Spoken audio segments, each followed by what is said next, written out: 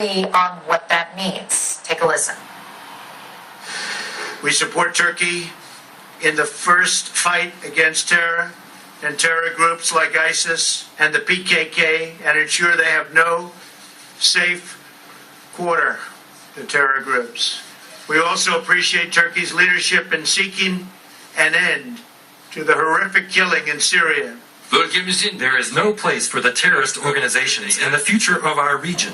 Taking YPG and PYD into consideration in the region will never be accepted, and it is going to be against our global agreement that we have reached. Well, let's cross now to New York. We're joined by CNN senior international correspondent Nick Paton-Walsh. Nick, we'll get to the Kurdish question in a second, but I want to start by asking you, obviously, you live in Beirut, you spend an enormous amount of time in the region.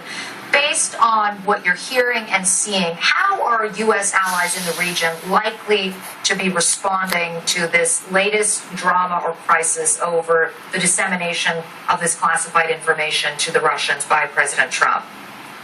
Well, I think, Clarissa, obviously there's some degree of shock, certainly if you can imagine you are Israel and you have assisted the United States with this incredibly sensitive piece of information, and they appear to have sort of partially boastfully passed it across to the country, Russia, that is their clear main geopolitical enemy. So yes, that's a fairly obvious statement to make in terms of how I'm sure those in Tel Aviv and Jerusalem will be reacting to that piece of information. But you've got to also bear in mind too, Clarissa, how frankly remote the chance initially seemed that the Israelis would be able to get that kind of intelligence from what seems to be the very heart of ISIS. You yourself know how hard it is to get information out of that kind of black box of a terrorist group, and the idea that the Israelis, very much outliers in the Middle Eastern region, unpopular because of their treatment of the Palestinians by many Arab nations, would be able to insert some sort of mole at that level, be it electronic or possibly even human, is it by itself remarkable, and yet more remarkable still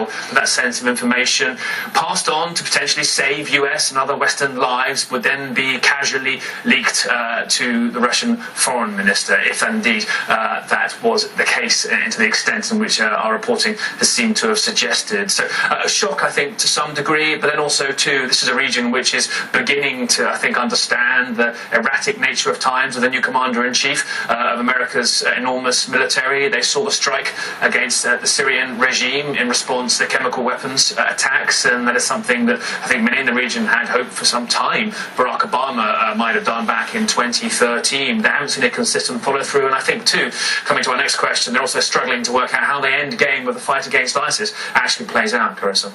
Well, and that is